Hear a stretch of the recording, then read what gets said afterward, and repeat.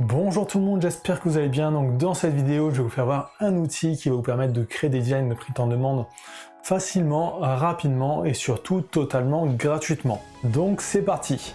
Donc cet outil c'est podmaking.com. Alors c'est pas n'importe quel outil parce que c'est moi qui l'ai créé en fait. Donc je vais vraiment vous faire un tuto complet pour vous montrer comment il fonctionne. Donc c'est un outil que j'ai commencé à faire en août 2020. Donc en fait à ce moment-là, je cherchais un peu un outil de print on demand comme canva.com, donc un outil que sûrement tout le monde connaît sur cette chaîne. Mais je cherchais un outil gratuit en fait, avec plein de designs de print on demand. Alors sur Canva c'est bien, il y a des templates pour pas mal de choses, pour des miniatures YouTube, pour des logos, mais pas énormément pour le POD. Et aussi on est obligé de s'abonner pour pouvoir exporter avec les fonds transparents. Donc j'ai cherché pendant longtemps un outil qui fasse ça, j'ai pas trouvé. J'ai regardé aussi pour en créer un par la suite, j'avais pas trouvé au départ, mais au bout d'un moment j'ai trouvé, donc en août 2020, j'ai trouvé comment faire. Donc avec des plugins un peu sur WordPress, en les modifiant, donc c'est pas des plugins faits pour ça à la base, mais en les modifiant, ça l'est devenu. Donc pour avoir accès à l'outil, il faut s'inscrire sur PODmaking, donc vous faites Register, donc pour l'instant la page d'accueil est en anglais. Ensuite vous validez votre email donc dans votre boîte de réception et vous vous connectez au site. Donc vous pourrez directement aller dans Design Editor. Donc la première étape, on a un panneau qui s'affiche. Donc on va sélectionner en fait les dimensions dont on a besoin. Donc pour l'instant il y a 5 dimensions classiques, donc c'est celles que vous retrouvez le plus souvent. Mais par la suite je vais en ajouter d'autres. Donc là vous pourrez retrouver par Marketplace par exemple les dimensions. Donc là sur Merch, on a la dimension basique, donc c'est 4500 par 5400, donc c'est la dimension pour les t-shirts. Donc on fait sélectionner. Donc la première fois que vous arriverez dessus, peut-être que ça sera en anglais. Donc vous cliquez sur le drapeau et vous faites français si vous le souhaitez. Donc là on arrive sur un onglet, donc c'est format. Donc là on a choisi nos dimensions. On peut aussi choisir la couleur du fond. Alors ça ne sera pas la couleur du fond au moment de l'exportation parce qu'elle pourrait être transparente, mais c'est vraiment juste pour l'aperçu. Donc par exemple, si vous faites un design assez clair, vous n'allez pas vous mettre sur du blanc parce que vous ne le verrez pas. Donc il faudra se mettre plutôt sur du noir. Donc ça, le fond noir sera transparent à la fin. Donc là vous choisissez blanc ou noir, donc c'est vraiment juste pour mettre du contraste. Ensuite on peut choisir un template qui existe déjà. Donc on va sur template. Donc pour l'instant il y en a une dizaine, il va y en avoir qui vont être ajoutés par la suite assez régulièrement. Donc là j'ai vraiment voulu sortir l'outil fonctionnel avant vraiment d'ajouter des options. Donc là par exemple je clique dessus et j'importe directement le design.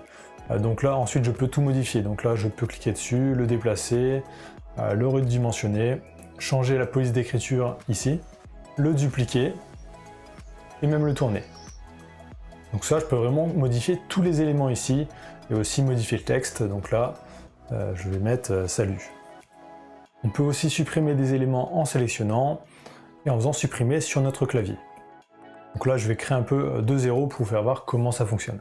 Donc on peut ajouter du texte, donc on va sur texte, on choisit une police d'écriture, donc là vous en avez une vingtaine à la base qui sont affichées ici, mais si vous n'avez pas la police qu'il vous faut, vous pouvez faire load more, et là vous pouvez ajouter pas mal de polices, donc là il y en a 800 ici listées, donc c'est des polices libres de droit que vous pouvez utiliser pour commercialiser, donc aucun problème pour utiliser pour du POD. Donc là on peut cliquer sur plus et ça s'affichera dans notre liste ici. Donc là, je peux cliquer sur une police, ça va l'ajouter ici. Je peux directement modifier la couleur. Donc là, je vais le mettre en blanc. Je peux l'agrandir comme ça. Pour modifier le texte, je clique sur le T ici, donc Edit Text, et je peux le modifier ici. Je peux modifier la taille, l'espace entre les lettres. Je peux tout mettre en majuscule directement en un clic. Donc par exemple ici, en majuscule, et ici, en minuscule. Ensuite, je peux aussi mettre des effets au texte. Donc là, ici, je peux l'arrondir. Je peux le faire grossir un peu au milieu si je le souhaite, le mettre en oblique. Et je peux aussi, par exemple, le mettre à l'envers. Donc ça marche pour le texte, mais aussi pour des éléments, pour des images. On va pouvoir les mettre à l'envers. Donc seulement un clic ici. Donc là, tout est à l'envers. Donc ça, il y a un éditeur de texte assez complet. Donc il y a tout ce dont on a besoin. Ensuite, il y a l'onglet formes. Donc là, on va pouvoir ajouter des formes vectorielles. Donc pour l'instant, il n'y en a pas énormément, mais mon but, ça va vraiment être d'ajouter des formes spéciales pour le print on demand. Donc en fait, quand vous allez voir un peu les best-sellers en print on demand, vous verrez qu'il y a des éléments qui ressortent assez souvent. Donc par exemple les rubans avec du texte dessus, ça ressort assez souvent. Donc en un clic, vous pourrez l'importer ici. Donc là par exemple, il y en a un ici. Donc là il est en noir, je vais le mettre en rouge. Je le fais grossir. Et je vais venir ajouter le texte dessus. Donc là par exemple, comme ça. Alors là, on voit mon texte est en dessous. Donc je vais aller dans Calque et je vais modifier l'ordre des calques. Donc hop, comme ça.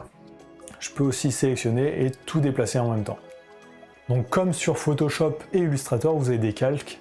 Donc vous pouvez mettre des éléments en premier plan, en arrière-plan. Vous pouvez aussi en bloquer pour éviter de les éditer, pour éviter les erreurs. Et aussi les rendre transparents, donc comme ça. Vous pouvez aussi modifier le nom des calques en faisant un double clic dessus. Ensuite, il y a un outil de dessin.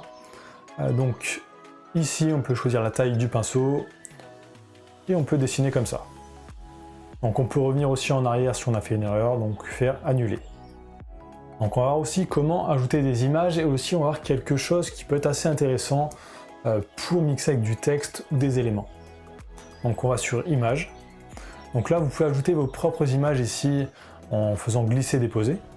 Ou vous pouvez aller sur Free ici et trouver directement des images de Pixabay ou d'autres plateformes, donc des plateformes libres de droit. Donc vous pouvez vraiment utiliser ces photos dans vos designs. Donc là j'ai mis ciel. Je peux cliquer dessus pour l'importer. Et aussi ce que l'on va pouvoir faire d'intéressant, c'est l'intégrer dans un texte. Donc pour faire ça, je vais cliquer sur masque ici. Et je vais sélectionner sur quel calque je souhaite le mettre. Donc là je vais le mettre sur le texte.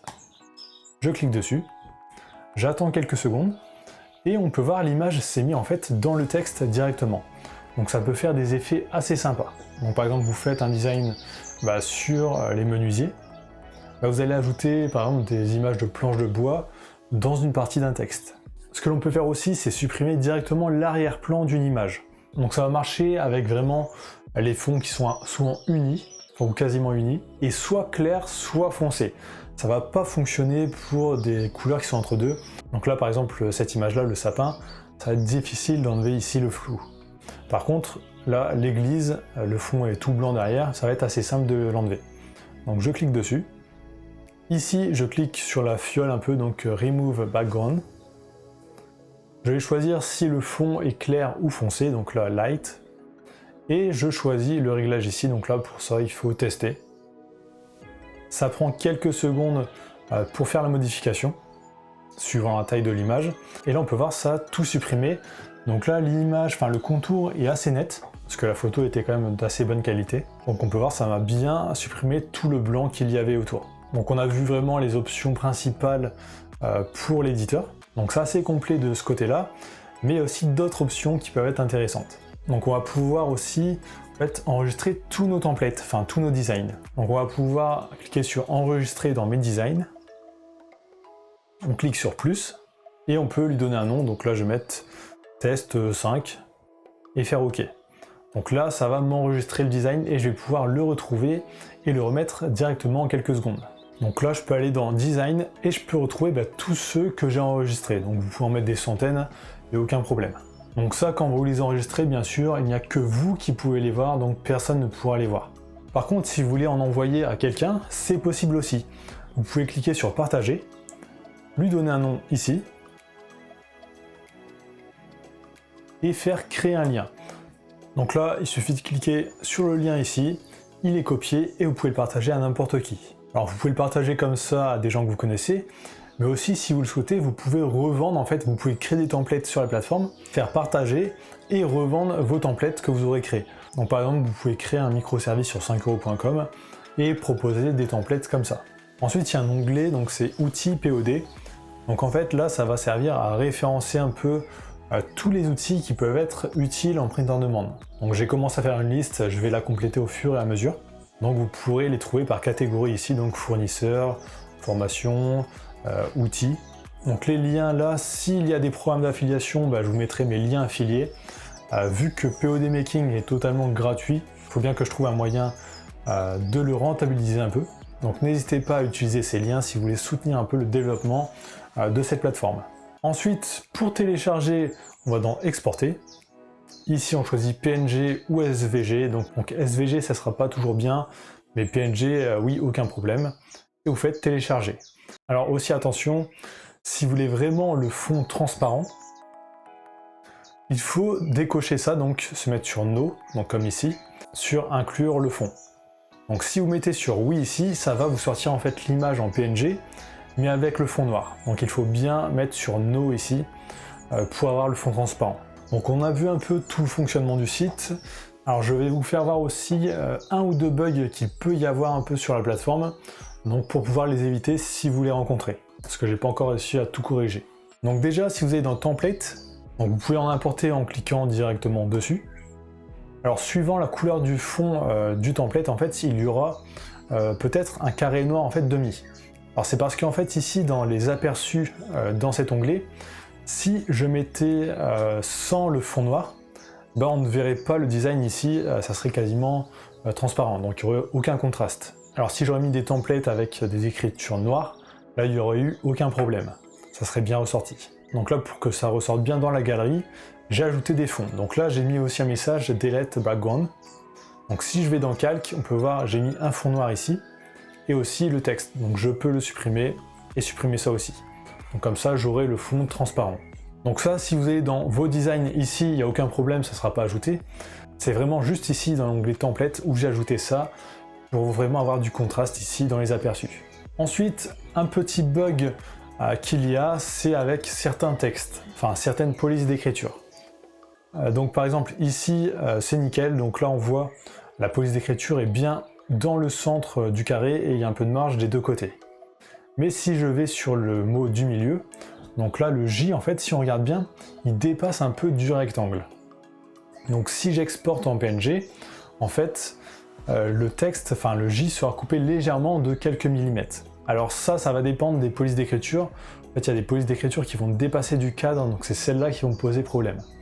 Donc pour résoudre ce problème, vous pouvez en fait ajouter un espace avant et après par exemple ici pour agrandir le cadre. Donc là, si je fais exporter, j'aurai aucun problème, tout le mot sera bien en entier. Ça peut aussi arriver vers le bas des fois, quand les lettres sont trop grandes. Donc pour régler le problème sur le bas, vous pouvez ajouter un retour à la ligne en dessous et aussi au-dessus.